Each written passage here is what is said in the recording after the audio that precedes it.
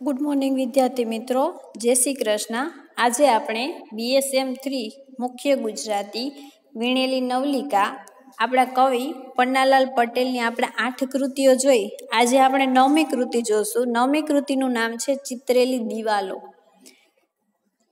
Generally દરેક લોકોના ઘરે દિવાલો કલરથી રંગાયેલી હોય.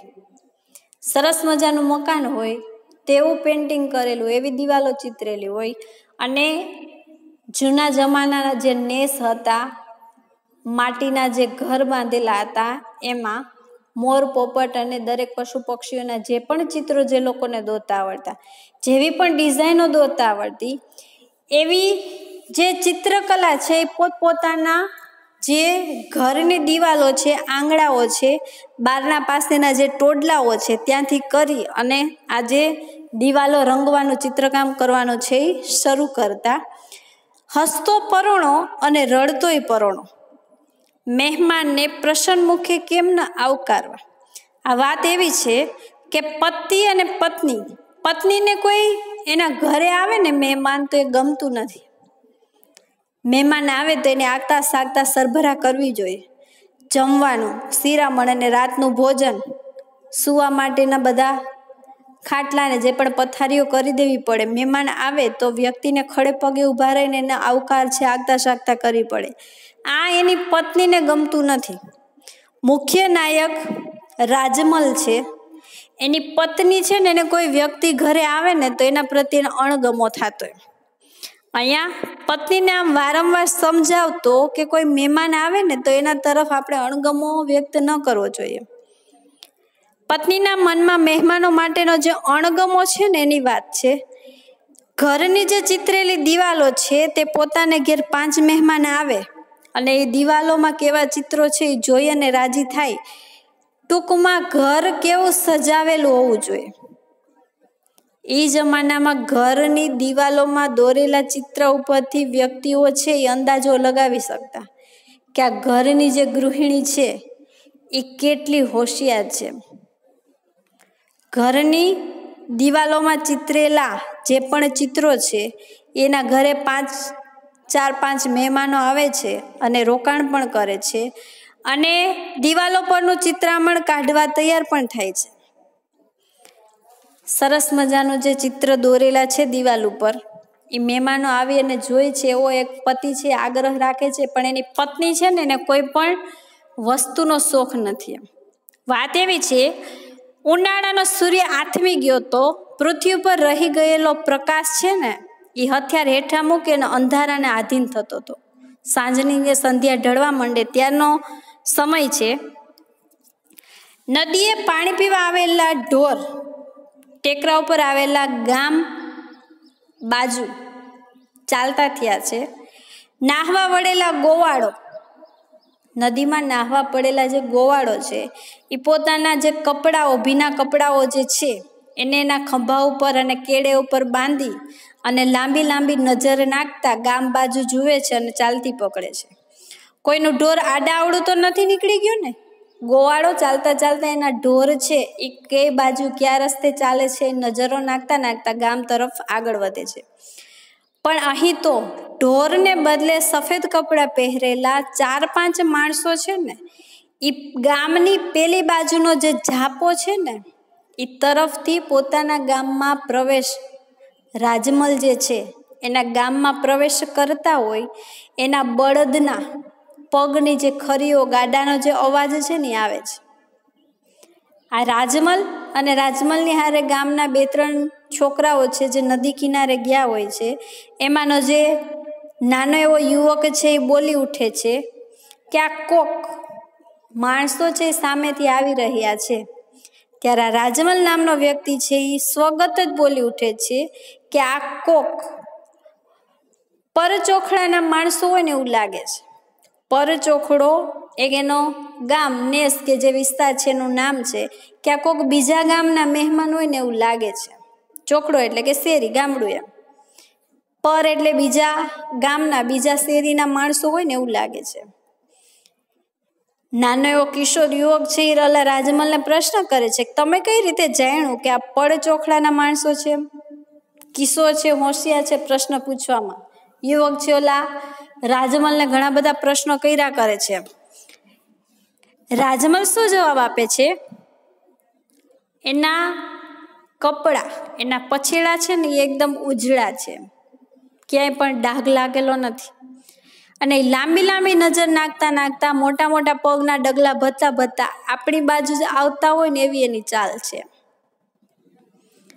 કિશોર યુવક છે વળી પાછો પ્રશ્ન કરે છે, પણ પરચોખડાના એટલે કે આપણી જ નાતના કે કોઈ બીજા? એમ તમને કેમ ખબર પડી કે આપણી જ નાતના છે?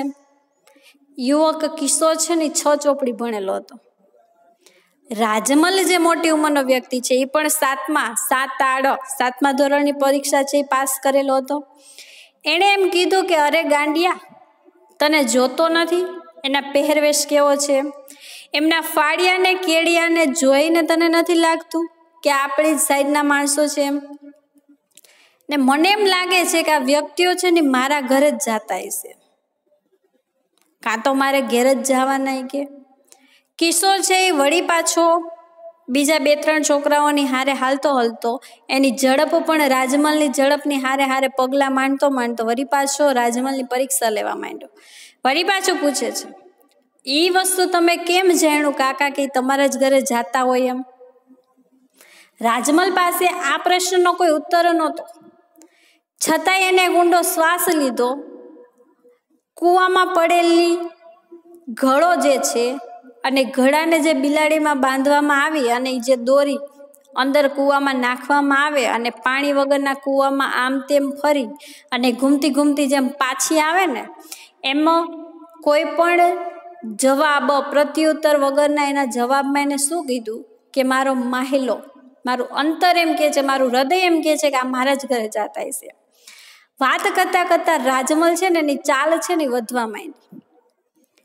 આજ પહેલી વાર એને ગામ તથા નદી વચ્ચેનું 1/2 માઇલનું જે અંતર છે ને એ જોજન જેટલું લાગ્યું. વિચાર કરતા કરતા એને આગળ વધવું ને પણ એનો રસ્તો છે ને એટલો બધો લાંબો લાગ્યો કે કેવા વિચારો કરે છે.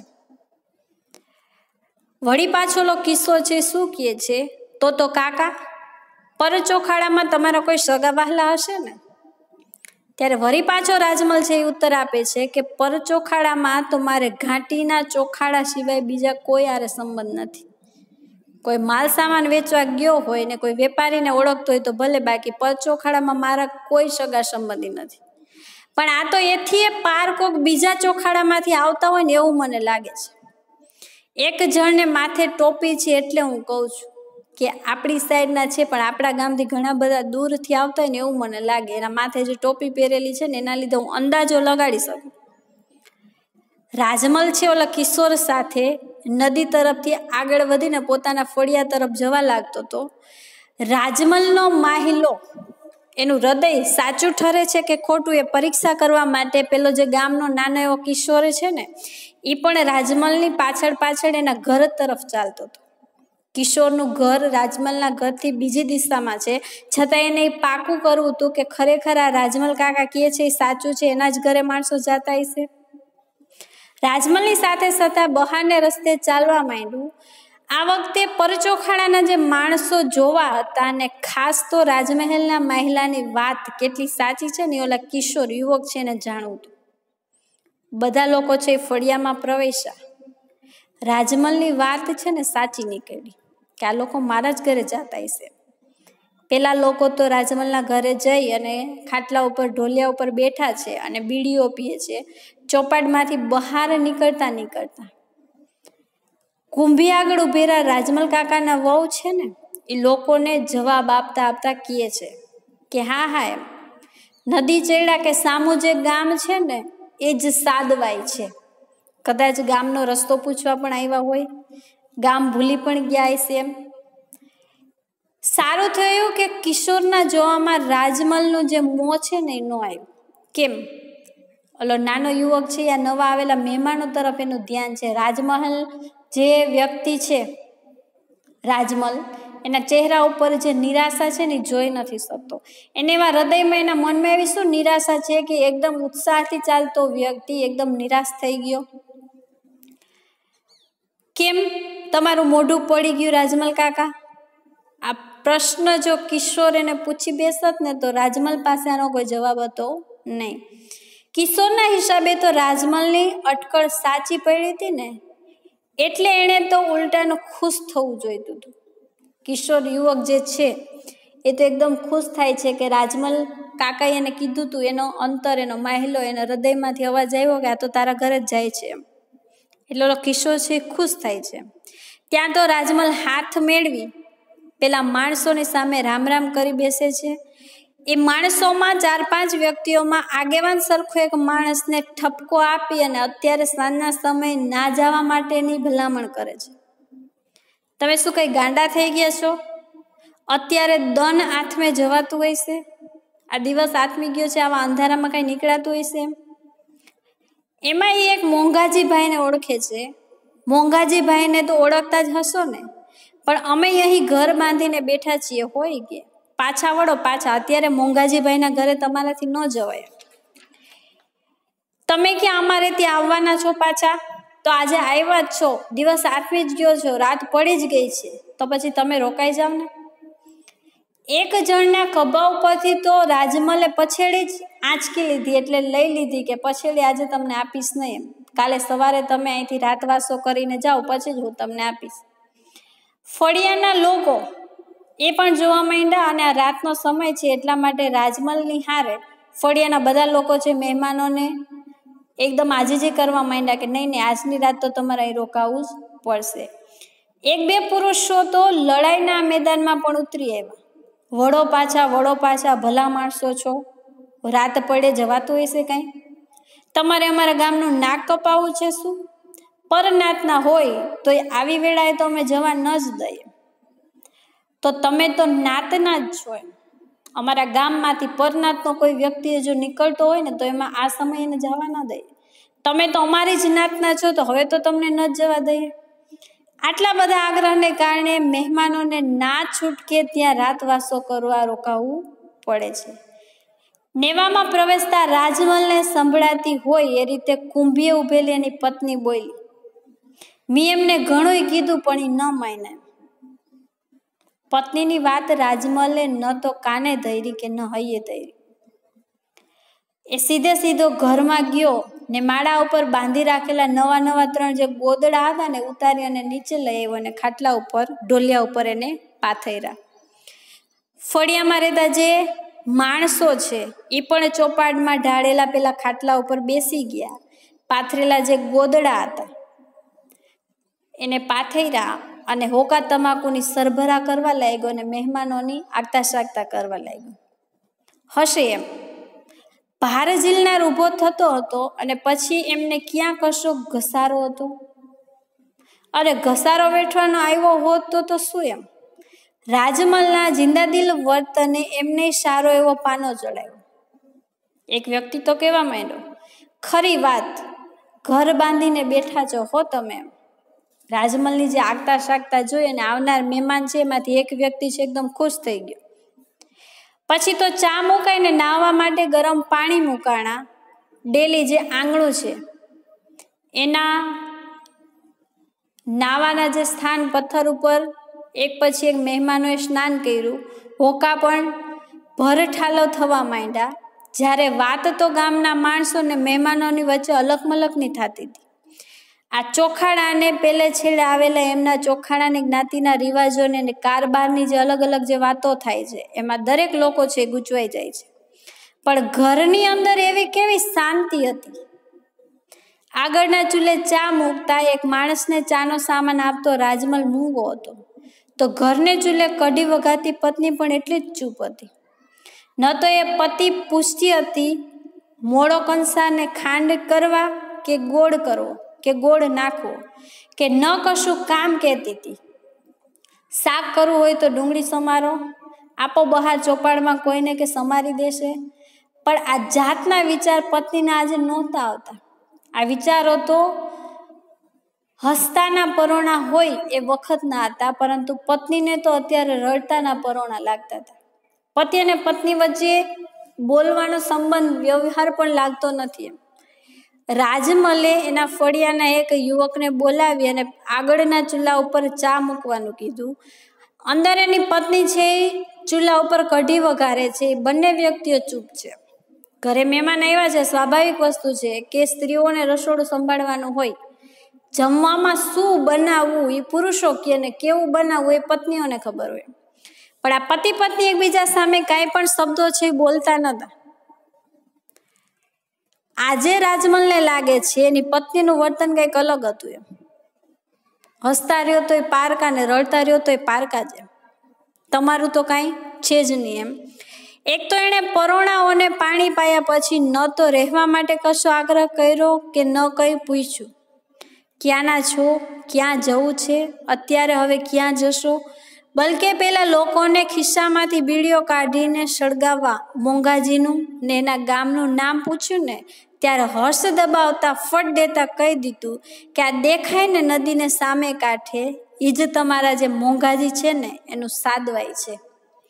માણસોને આદરપૂર્વક બેસાડવા, ચા પાણી પીવડાવવા કે એમના સમાચાર પૂછવા ને એવું એની પત્ની એક પણ કાર્ય કર્યું નહોતું. એમ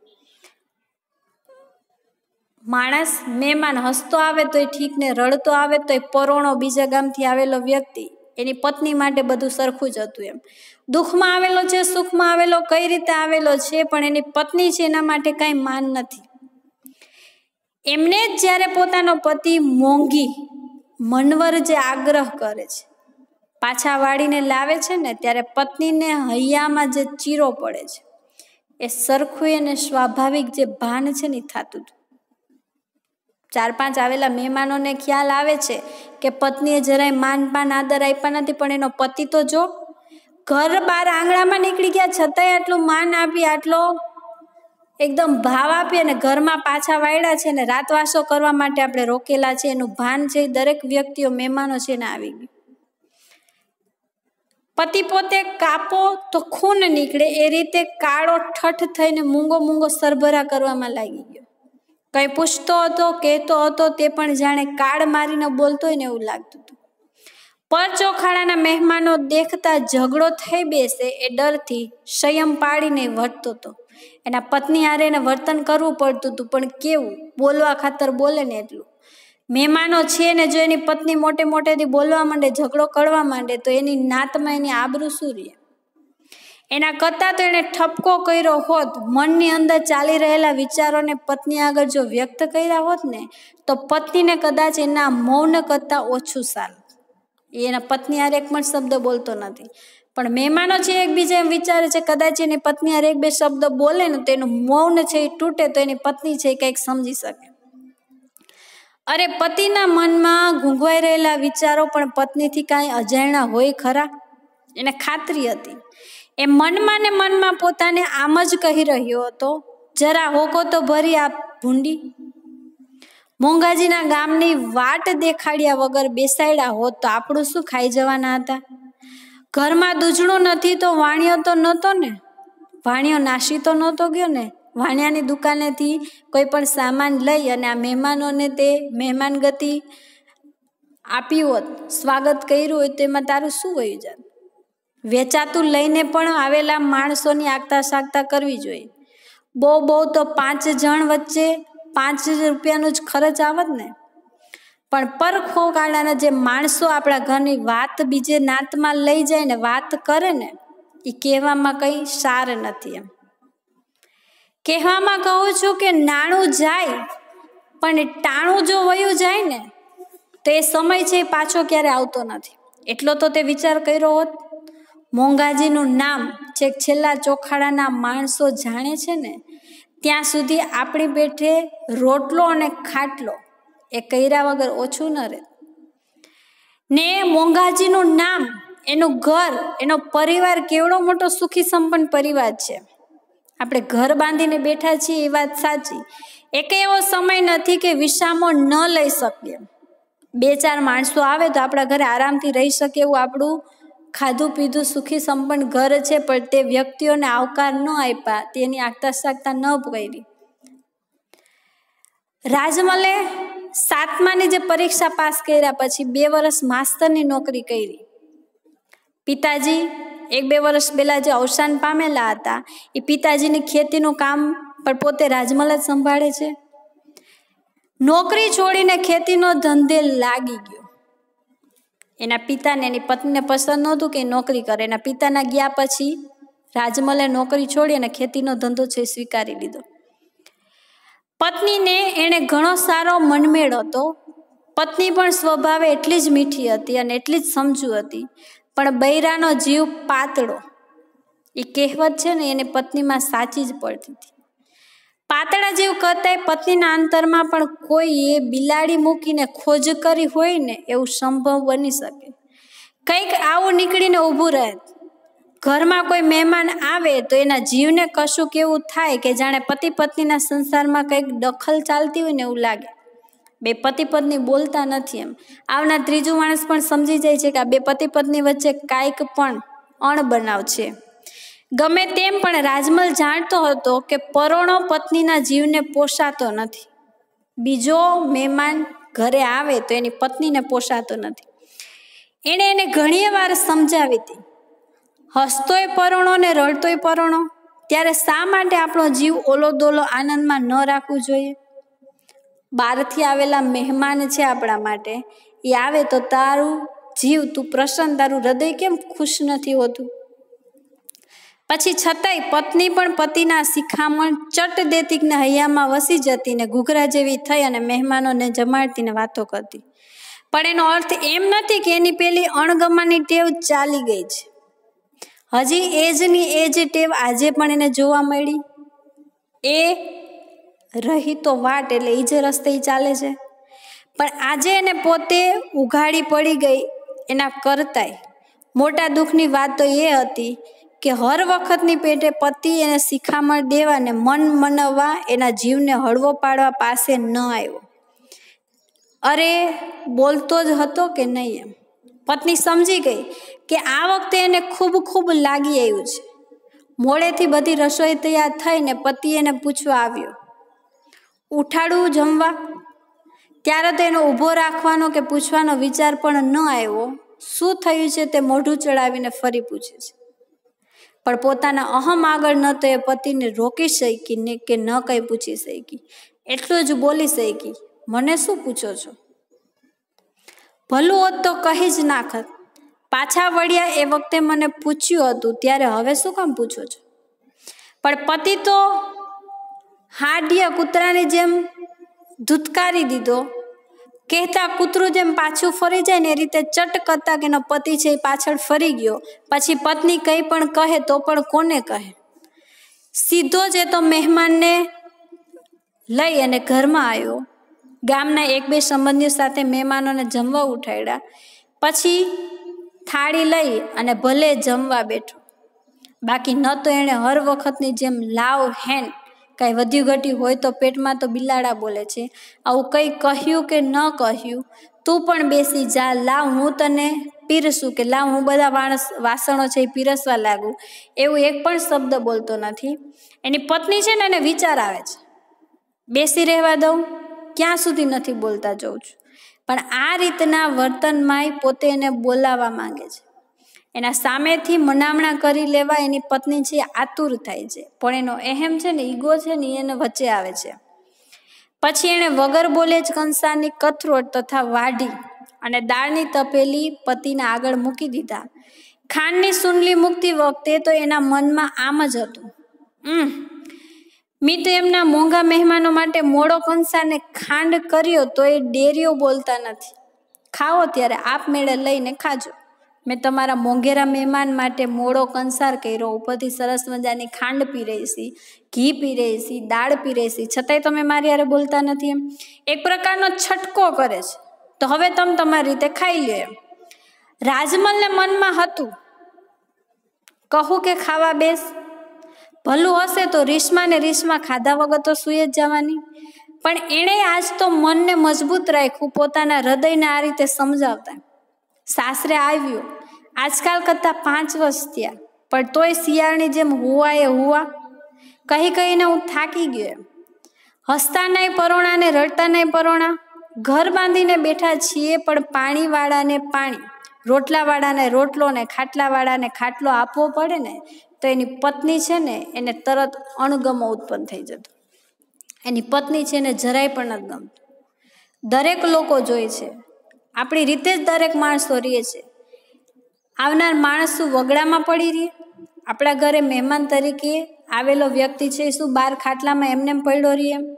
આ બધું જાણીને પત્નીની આગળ 5-5 વર્ષથી ને એમાં પણ પોતે માસ્તરની નોકરી છોડીને ઘેર રહેવા લાગ્યો ને ત્યારે તો આ વાતનું ખાસ ધ્યાન રાખતો. પત્ની પણ ઠીક સમજી સુધરી હતી, પણ આવી કોઈક જુગડી એટલે કે ટોળકી એક સ્ત્રીને બીજી સ્ત્રી મળી જાય તો વળી પાછો હતો ને એવો સ્વભાવે ન થઈ જાય. રાંધીને ખવડાવવા સરખા મહેમાનોની હોય ત્યારે તો ખાસ એના અસલ સ્વભાવ ઉપર જઈને બેસતી. અરે કોઈ એકલ દોકલ માટે એ જો જતો હોય ને પતિ એને આગ્રહ કરીને રોક્યો હોય ને તો એક વાર તો એનું મોં ચડી જતું ને પછી પાછળથી ભલે પતિની શિખામણ કે ટકોને લીધે હસતા પરોણા કરવા લાગતી. જો એકલી હોય ને મહેમાન આવે ને કોઈ એને મહેમાન મળી ગયો હોય તો ભલું પૂછે. રાજમલે મોંમાં કોળીઓ મૂકતા મનોમન એવું વિચારવા લાગ્યો, આજે જ જુઓ ને હું ન આવ્યો હોત ને તો પરચોખાડાને આપણા ઘરની વાત થવામાં જ હતી.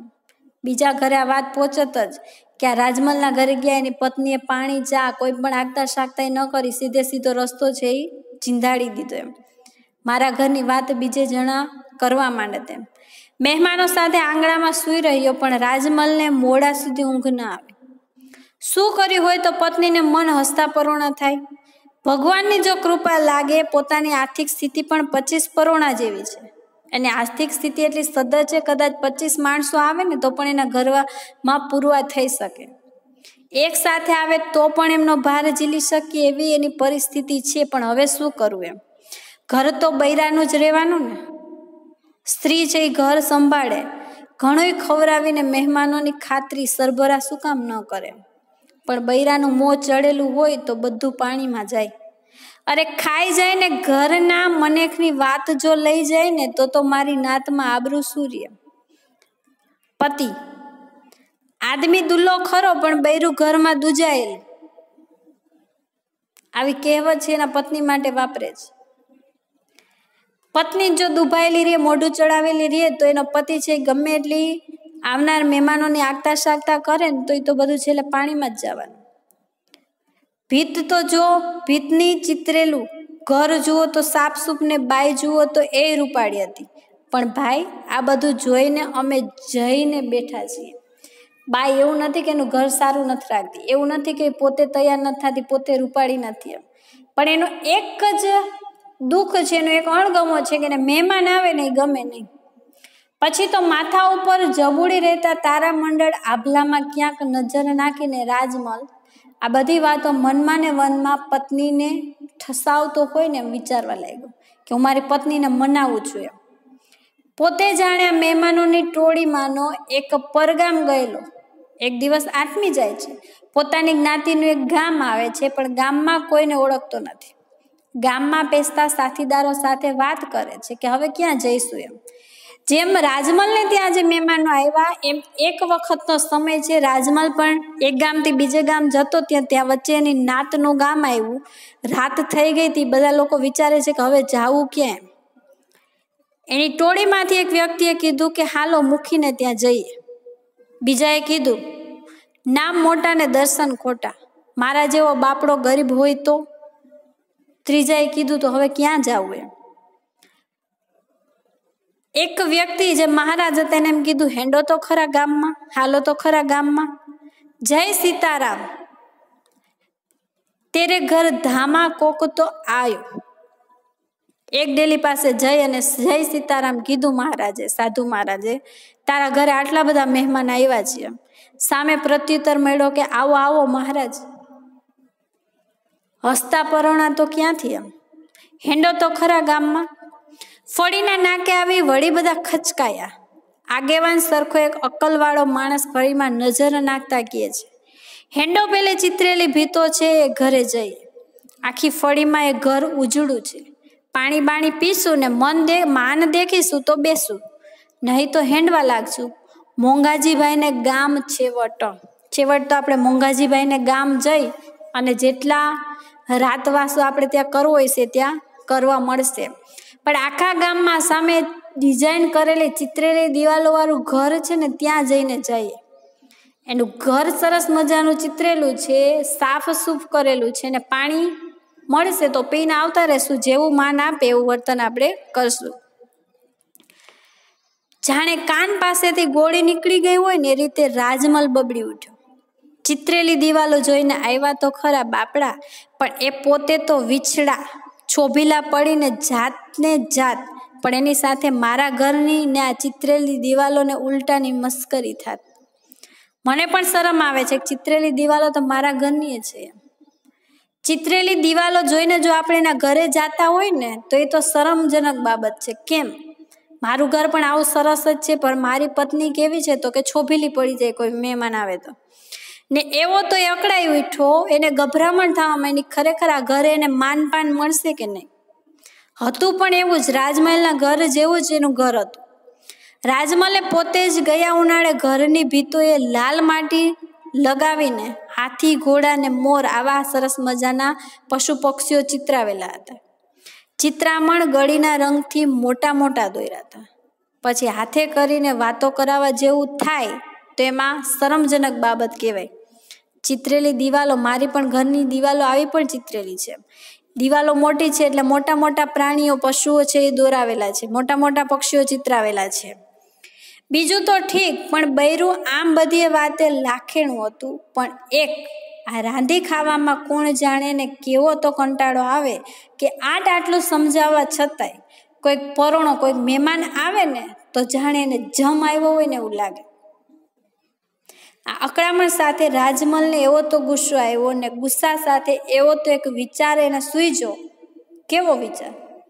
જાણે ઘર બાંધી બેઠેલા પેલા ઉમદા ખ્યાલોથી હાથ ધોઈ નાખવા હોય એમ પત્નીને સુધારવાની, હસતા પરોણા કરવાની પેલી આશા પણ એને સદંતર રીતે ખોઈ બેઠી હોય ને એવું આજે સવારે એને થવા માંડ્યું હતું. સવાર થવાની મનની અંદરની પ્રતીક્ષા કરતો. સમય પસાર કરવાના ઉપાય તરીકે ઊંઘી જવાનો પ્રયત્ન કરવા લાગ્યો, છતાં એને ઊંઘ આવતી નથી. એ બીજા ઘરે જે મહેમાન બન્યો તો ત્યાં એની કઈ રીતે આગતા શાકતા થાય ને એવું જ ઘર છે ત્યાં એની પત્ની દ્વારા કેવી આગતા શાકતા થાય. ને સવારમાં ચા પાણી પતાવીને જેવા પેલા મહેમાનો રવાના થયા ને કે તરત જ રાજમલ રાતે સૂજેલા વિચારને અમલમાં મૂકવા એમાં ઘડીભર પણ વાર ન કરી. પત્નીએ પણ અબોલા લઈ બેઠેલા પતિ સામે આડકતરી ઘૂંઘટવાટ શરૂ કરી. વાસણ પછાડવાને ઢોરોને પીટવાનું શરૂ કર્યું. પત્નીએ જોયું તો પતિ જાણે બહેરો થઈ ગયો હોય ને એ રીતે વર્તતો હતો. ન તો કઈ છાછ્યું કરતો હતો કે ન કશી નોંધ સુધાઈ લેતો હતો.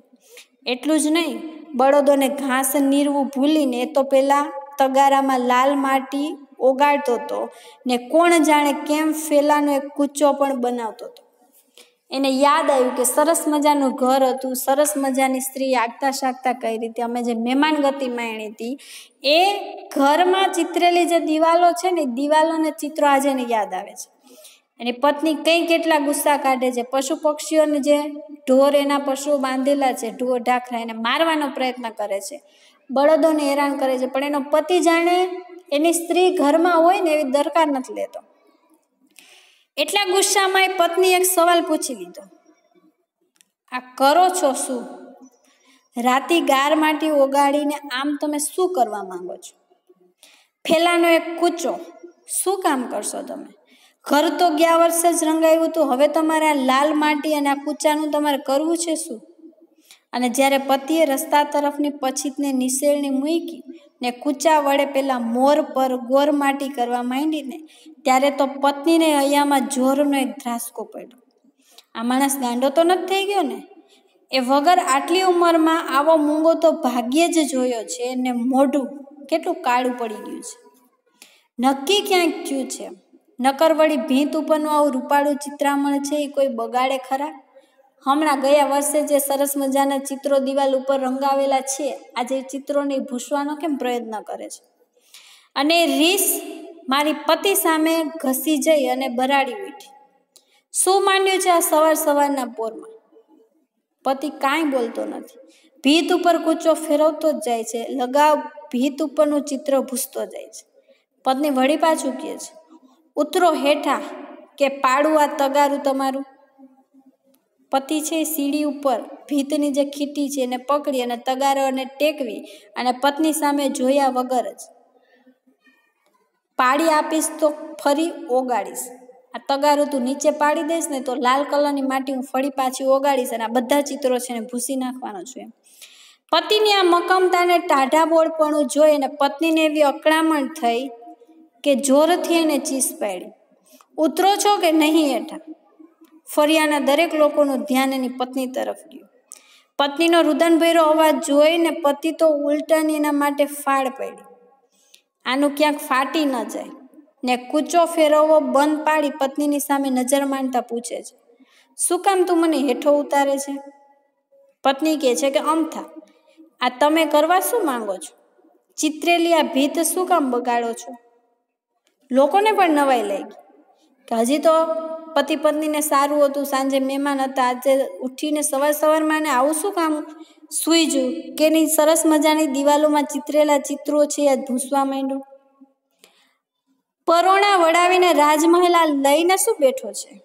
ભીત ઉપરનું આ ચિત્રામણ શું કામ બગાડતો હશે? કેવો રૂપાળો મોર કડા કરતો ચિતરાયો હતો એને, કે પછી મોરના પીછા કાઢી નાખેલ ઢેલ બનાવે છે? એ લોકોને કઈ સમજાતું નહોતું.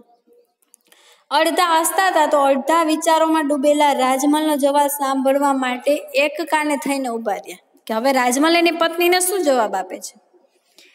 પણ રાજમલનો પત્ની સિવાય કોઈને જાણે નાતો જ ન હોય ને તેવી રીતે પત્નીને કહેવા લાગ્યો, આ ચિત્રામણ જેટલું રૂડું રૂપાળું દેખાય છે ને એના કરતાં ભૂંડું વધારે દેખાય છે. પત્નીને સમજ ન પડી એટલે માટે પૂછ્યું, શું ભૂંડું દેખાયું ચિત્રામણે? પતિ છે એનો એમ કે છે કે આ ચિત્રામણે આપણું નામ ને ઘર સંસાર બધું ભૂંડું લગાડ્યું છે. આજે પતિએ કૂચા વડે તગારાની માટી હલાવતા કીધું, આપણું નામ અને આપણો પતિ પત્નીનો જે સંબંધ છે ને એને ભૂંડો લગાવેલો છે. આ બધું પેલા પરોણાઓને લીધે છે ને. પોતે એમને રોકવાને બદલે દિવસ આથમી ગયો છતાંય મોઘાજીભાઈની ગામ દેખાડવાની એની આ રામાયણ છે. એ પત્ની પામી ગઈ હતી પણ એ વાતને ને આ ચિત્રેલી દિવાલને આ ચિત્રેલી ભીતને શું સંબંધ છે એની એને સમજ નહોતી પડતી. એમાં વળી ફળીના લોકો તમાશું જોવા માટે ઊભેલા જ હતા. પત્નીને અડધા રડતા તો અડધા રિસાયા અવાજે પતિને જાણે સંભળાવી દીધું, આવી ફજેતી ન કરો ને તો ચાલે, ફજેતી ન કરો નહીં તો, આવી ધમકી આપે છે. રાજમલ વચ્ચે જ બોલીને પૂછ્યું, ફજેતી તો આ ચિત્રેલી ભીતોએ કરી છે, મેં નહીં. ને પત્નીની સાથે ફળીવાળાઓને સંભળાવતો હોય ને એ રીતે કહેવા લાગ્યો, કાલે પેલા પરચોખાડાના પરોણાઓને હું ઓછો બોલાવા ગયો તો. ફટ દઈને પત્ની સમજી ગઈ ને સમજતાની સાથે જ અડધી પસ્તાતી તો અડધી લજવાતી, અડધી હસતી તો અડધી કરગતી પતિ પાસેથી તગારું લેવા માટે એને હાથ ઊંચા કર્યા. હાથ ઊંચા કરતા કહ્યું, તે પણ કાનમાં કહેતી હોય એ રીતે, ચિત્રેલી ભીતો ભલે ને બોલાવતી, લાવ હેંડો તગારું આપો મને. હવે મોરની ઢેલ કરી છે એટલું જ કંઈ ઓછું નથી. ને તગારું લેતા ઉચ્ચ સ્વાદે ઉમેર્યું, ભાવ જુએ છે તો કોઈ કઈ આવે છે. ભાવ જોઈ અને કોક તો આપણા ઘરે આવે છે એમ આગતા શાકતામાં ભલે કદાચ મારી ક્યાંક કચાશ હશે પણ મેં એને આપેલો જે ભાવ છે એ જોઈને જ બધા લોકો આવે છે ને. તગારું આપતા રાજમલે એવું તો વહાલ ઉમટી આવ્યું કે પત્નીના એ મોહક મોં ઉપર માટી છાંટવા તલપી રહેલા કૂચાવાળા હાથને પોતે મહામુસીબતે કાબૂમાં રાખે છે. અને પત્ની તરફથી આવા હરખના બે શબ્દો હસતા હસતા બોલ્યા એટલે રાજમલના હૃદયમાંથી એના પત્ની પ્રત્યે જે ઉર્મી, જે માન હતું ને એકદમ છૂટી પડ્યું. આજે તાપસી પૂરવા માટે અરે આસપાસના ફળીના લોકોની હાજરી ન હોત તો પત્ની જ પોતે પતિના મોં ઉપર તગાડામાંથી છાલક ઉડાડતી હોત. પત્ની પ્રત્યે રાજમલનો પ્રેમ ઉમટી પડે છે અને રાજમલની પત્નીને એના પતિ પ્રત્યેનું જે માન છે આજે ઊભું થાય છે. જો ફળિયાના લોકો એને જોતા ન હોત ને તો એના પતિના ચહેરા ઉપર માટીનું તગાડું જે ભરેલું છે એમાંથી માટી લઈ અને ચહેરા ઉપર ઉડાડી થોડી મસ્કરી તો કરી જ લે, પણ એને બદલે પત્નીએ આંખોમાંથી મધુર એક છોડ ઉડાડતા મીઠા એવા બળબડાટ સાથે પતિના હૈયાને જાણે ભીંજવી બલકે રંગી નાખ્યું હોય ને એવા શબ્દ બોલ્યા. આવા ઠગ તો ક્યાંય નહોતા જોયા, આવા ઠગારા, આવા દગાબાજ વ્યક્તિ તો મેં અત્યાર સુધી ક્યાંય નથી જોયા. એમ તમે તો કેવા દગાબાજ છો. એમ એક પત્નીને સુધારવા માટેના પતિએ કેવા ઉપાય છે એ સોયધો ને એની પત્ની છે એને ખરેખર એનો ગુનો છે, એને પોતાનો જે અપરાધ ભાવ છે એ સમજાણો ને પછી હવે પાછું આવું ક્યારેય ન કરે એના માટેના પતિએ કેવા પ્રયત્નો કર્યા. આ જે દિવાલો છે, દિવાલો પરનું જે ચિત્રામણ કાઢવા તૈયાર થાય છે ને, પતિ પત્નીના મનોભાવને સમજી શકે તેમ કરતા વારે વારતે વાર્તા છે ને એ પ્રસન્ન દાંપત્યના સુમેળભર્યા સંવાદમાં પૂરી થાય છે. ચિત્રેલી દિવાલો એ ગામમાં આગળ પડતા હોવાનું પ્રતીક બની રહે છે. સરસ મજાની ચિત્રેલી દિવાલો જોઈ અને જો કોઈ વ્યક્તિ આપણે ત્યાં મહેમાન કે આ ઘરે બધી જ સુવિધાઓ હશે, આપણને આગતા શાકતા માન મળશે, એવા ધ્યેયથી જે લોકો મહેમાન ગતિ માણવા હસતો પરોણો ને રડતો પરોણો, ખુશીના દિવસોમાં દુઃખના દિવસોમાં જે પણ માણસો આવે એને આવકાર આપવો જોઈએ, માન આપવું જોઈએ. જે સમય હોય, સવાર હોય, બપોર હોય કે સાંજ હોય, એ સમયની આગતા શાકતા કરવી જોઈએ. એમાં જ એક સ્ત્રીના એક ઘરના રહેલા સંસ્કારોનું સિંચન થાય છે. એ સંસ્કારો છે અહીં જોવા મળે છે. એક પતિ એની પત્નીને દર વખતે સમજાવે છે, છતાં એની પત્ની સમજતી નથી. પણ જેવી આ દિવાલો ઉપરના ચિત્રો કાઢવાનું શરૂ કરે છે, એની પત્ની છે એને એના ઘરનું થતું નુકસાન જોઈ અને બધી વાત છે એ સમજી જાય છે. એના પતિને વધારે પડતા કંઈ ખોટા પ્રયત્ન પણ નથી કરવા મળતા. તો આ હતી તમારી 9મી કૃતિ ચિત્રેલી દિવાલો. 10મી કૃતિ સાથે ફરી મળીશું. ત્યાં સુધી જય શ્રી કૃષ્ણ.